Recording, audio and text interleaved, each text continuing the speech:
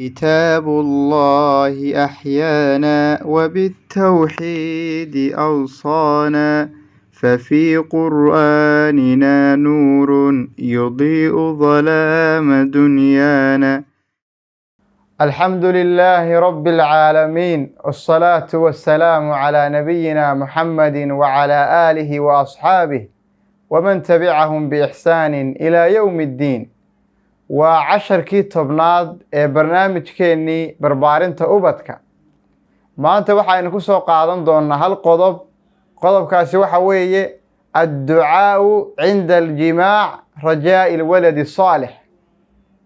casharkii hore waxaynu ku soo qaadannay guurka iyo faa'iidooyinka uu leeyahay iyo xididka iyo faa'iidooyinka marka ay leeyihiin. haddaba labadii qof markaa isguursadaan, yacni meeshii waa maxay jimaac iyo markaa gogol markaa inay isugu tagaan ayaa imanaysa. inagu waxaynu u soconnaa barnaamijkeenu ku wajahan yahay mar kastaba waa ubadka marka halkaa ka soo bixi doona iyo say markaa noqon lahaayeen iyo qaabkii u barbaari lahaayeen iyo sidii loo korin lahaa. haddaba rasuulku calayhi salaatu wassalaam xadiiska markaa ay soo saareen markaa bukhaari iyo muslim ee uu warinayo ibnu cabbaas ayaa nebigu waxa uu leeyahay, yacni midkiin markuu u tegayo markaa ehelkiisa, yacni ha ku ducaysto markaa ducadan oo ha yidhaahdo allaahumma jannib ashaydaan wa jannib maa rusiqtana. ilaahayo markaa waa maxay shaydaanka markaa naga fogay oo naga dheeray, isla markaana waxaad markaa nagu arsaaqday nimcada aadna siisana ilaahayo markaa ka dheeray oo ka fogay. rasuulku waxa uu lahaa markaa waa maxay haddii qofku uu saa ku ducaysto, yacni waxa qofka u dhalanaya waa maxay walad iyo ilme aanu markaa asiibin oo aanu markaa taabanin shaydaanku weligiiba. marka riwaayadu waa maxay way kala duwanaayeen, riwaayad kasta markaa macno kale markaa sheegaysa. haddaba qofku haddii ama waalidku haddii markaa su-aalba markaa maskaxda waxa kusoo degdegaysa oo ku imanaysa, haddii qofkii markaa ducadii ay ka tagaan labadii qof ama haddii markaa ay ilaawaanba, yacni macnaheedma waxa weeye waxa u dhalanaya yacni ilmo xun oo sayi-il khuluq ah, sayi-ul akhlaaq ah, oo isla markaana caaqa miya. haddii qofkii ducada aanay ku ducaysan lamaanihii, meeshama waxa ka soo baxaya ilmo caaqa miya oo marka akhlaaqdiisu ay xun tahay.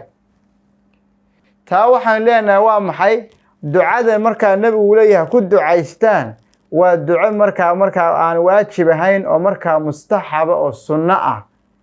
haddii markaa shayguna markaa uu sunno yahay, yacni qofku hadduu kas uga tago iyo hadduu si kale uga tagoba, yacni qof markaa dembi ku dhacay markaa maaha.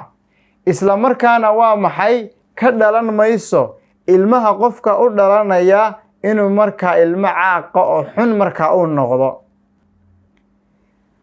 laakiin sababta ducada inta badan loola yimaado ama macnaha ducadu ay leedahay ayaa waxa uu yahay qofku shayga uu samaynayo inuu ilaahay u barakeeyo, isla markaana waa maxay shaydaanka uu ka fogeeyo. taa ayaa ah sababta markaa ducada loola imanayo.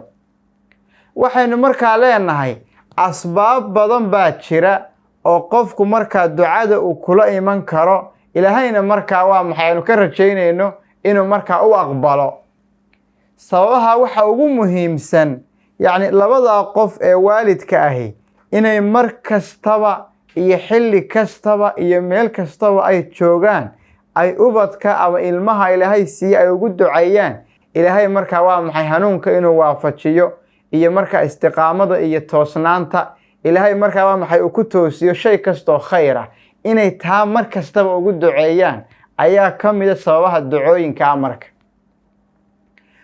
oo sidii markaa ilaahay qur-aankiisa uu kaga warramayo dadkii saalixiinta ahaa oo dhan waxa markaa ku ducaysan jireen ducooyinkoodii ka mid ahaa rabbi hablii min ladunka duriyatan dayiba innaka samiicu adducaa waaladiina yaquuluuna rabbana hab lanaa min aswaajina wa duriyaatina qurata acyun wajacalnaa lilmuttaqiina imaama.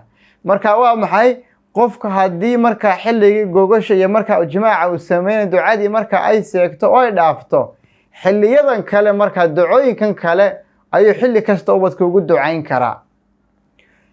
siyaabaha kale ee qofku markaa ubadka waa ubad fiican ugu soo bixi karaan waxaa ka mid ah yacni inuu ilmaha si fiican u tarbiyeeyo oo uu si wanaagsan waa maxay oo u barbaariyo oo uu ku koriyo akhlaaqda wanaagsan cibaadada wanaagsan iyo shayga wanaagsan markaa oo ilaahay waa kale yaa ayuha aladiina aamanuu yacni quu anfusakum wa ahliikum naara.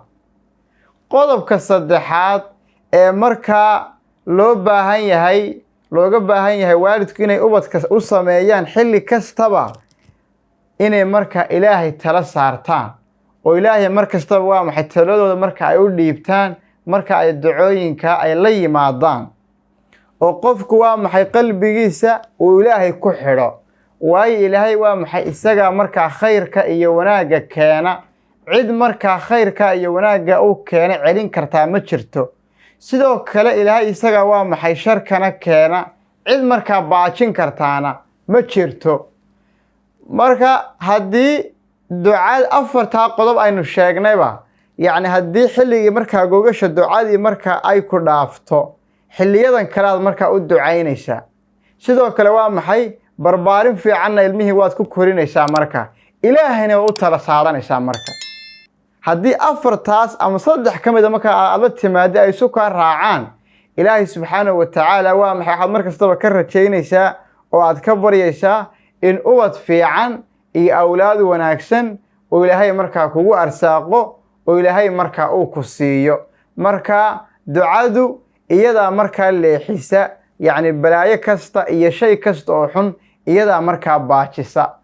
intaasaynu kusoo gabagabaynaynaa casharkeenna maanta. والله سبحانه وتعالى أعلم وأحكم وإليه مرجع والمآب.